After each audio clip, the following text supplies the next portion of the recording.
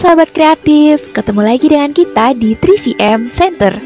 Cool, critical, kreatif, dan meaningful. Teman-teman, kali ini kita akan belajar di tema 1, subtema 2, pembelajaran yang kelima. Oke, teman-teman, teman-teman masih ingatkah dengan pembelajaran yang sebelumnya? Ayo, masih ingat enggak? Oke, ya, betul teman-teman. Di pembelajaran sebelumnya kita sudah belajar terkait organ gerak pada manusia. Nah, organ gerak pada manusia itu apa aja ya? Ya, betul. Ada 2 ya teman-teman ya. Coba kita perhatikan ini. Nah, dari gambar tersebut kita bisa lihat ya teman-teman, kalau organ gerak pada manusia itu ada tulang sebagai organ gerak pasif, kemudian ada otot sebagai organ gerak aktif. Nah, di pembelajaran sebelumnya kita sudah belajar tentang tulang. Selanjutnya kita juga akan belajar tentang otot. Yuk kita simak lebih lanjut. Oke teman-teman, sekarang coba perhatikan gambar ini ya. Nah, ini gambar apa sih teman-teman? Ya, ini gambar manusia ya. Manusia yang mempunyai tulang dan otot. Nah, ini yang berwarna coklat kemerahan ya teman-teman. Ini adalah ototnya. Nih. Nah, lalu dari teman-teman adakah yang sudah tahu otot itu apa sih?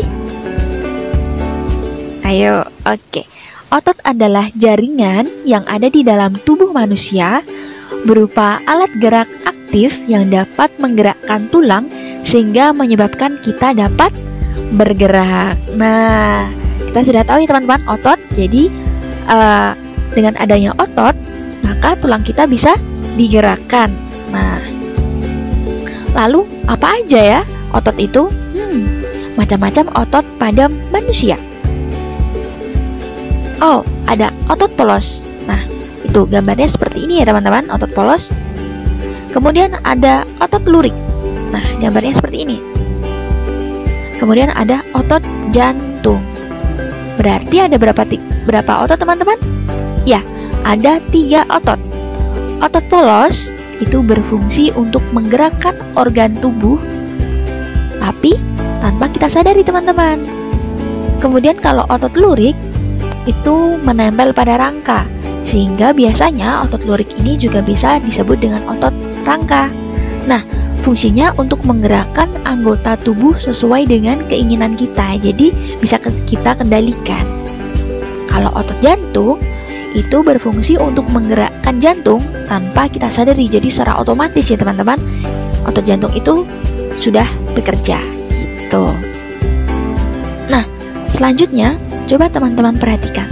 Ini ada 3 gambar ya teman-teman. Untuk gambar yang pertama, ini gambar apa teman-teman? Ini termasuk dari jenis otot apa? Ayo. Ya, betul. Ini termasuk otot polos. Nah, bentuknya ini seperti gelondong ya teman-teman. Coba perhatikan. Kemudian dia ujungnya runcing. Dan dia mempunyai inti sel di tengah ya. Nah, contohnya otot polos ini biasanya berada di organ pencernaan. Nah, selanjutnya untuk gambar yang di tengah ini termasuk otot apa ya teman-teman? Iya, betul. Ini adalah otot lurik. Nah, otot lurik ini bentuknya seperti silindris ya teman-teman. Ya, berbentuk silindris, panjang, dan inti selnya berada di tepi. Oke. Dan biasanya otot lurik ini ada di sini nih. Contohnya ini ada di mana teman-teman? Di lengan ya. Nah, otot lurik ini menempel pada rangka tulangnya. Makanya biasanya disebut dengan otot rangka. Nah, untuk gambar yang terakhir ini teman-teman, ini termasuk otot apa? Oke, betul sekali. Otot jantung. Nah, otot jantung ini perpaduan dari otot polos dan otot lurik. Kenapa demikian? Karena coba dilihat teman-teman, bentuknya ini silindris dan inti selnya itu ada di tengah. Nah, bentuknya itu seperti otot lurik silindris, tapi inti selnya seperti otot polos di tengah. Tapi yang membedakan adalah otot jantung ini bercabang. Gitu. Nah, biasanya otot jantung ini berada di jantung lah ya teman-teman, pastinya ada di jantung. Nah, oke teman-teman, mari coba kita lihat apa sih perbedaan dari otot polos, otot lurik, dan otot jantung. Oke, mari kita cari bersama-sama ya teman-teman. Nah, kita mau lihat bentuk dari otot polos. Itu tadi apa? Gelondong dan ujungnya runcing. Nah, kalau otot lurik tadi panjang, silindris, mempunyai sisi gelap dan terang ya, yang berselang-seling sehingga bisa disebut dengan otot lurik.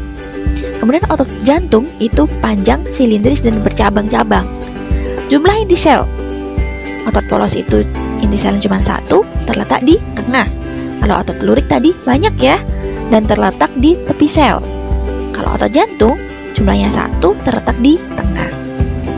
Kemudian cara kerjanya, otot polos itu tidak dipengaruhi kesadaran. Jadi dia udah otomatis bekerja begitu ya teman-teman. Nah, kemudian kalau otot lurik itu dipengaruhi dengan kesadaran. Jadi seperti kita mau menggerakkan tangan, kita mau menggerakkan kaki, seperti itu. Kalau otot jantung juga tidak dipengaruhi kesadaran dan bekerja secara terus-menerus. Nah, jadi dia sudah otomatis bekerja. Kalau otot jantung ini berhenti, berarti itu tandanya sudah meninggal ya teman-teman. Kemudian letaknya otot polos itu di organ dalam seperti pencernaan. Kemudian otot lurik itu menempel pada rangka, bisa di tangan, di betis. Tuh. Kemudian untuk otot jantung letaknya di jantung. Nah, geraknya otot polos itu lambat, teratur, dan tidak cepat lelah. Kemudian kalau otot lurik itu cepat, tidak teratur, dan cepat lelah. Otot jantung teratur dan tidak cepat lelah. Nah, jadi ada perbedaan ya teman-teman. Kemudian fungsinya tadi sudah disebutkan ya teman-teman. Kita sudah coba cari ya. Menggerakkan organ tubuh itu untuk otot polos. Kemudian untuk otot lurik itu menggerakkan anggota tubuh. Otot jantung itu fungsinya untuk memompa jantung. Gitu. Sudah tahu ya teman-teman untuk perbedaannya? Oke. Nah, selanjutnya teman-teman, apa sih contoh di aktivitas kita? Nah, ini ada orang yang sedang berlari. Nah, coba tebak, ketika kaki berlari, otot apa sih yang bekerja?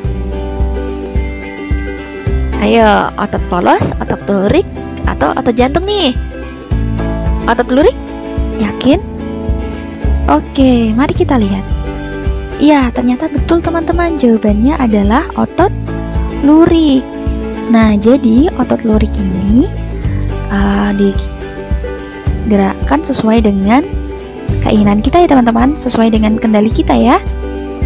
Nah, untuk otot polos dan otot jantung itu salah ya teman-teman.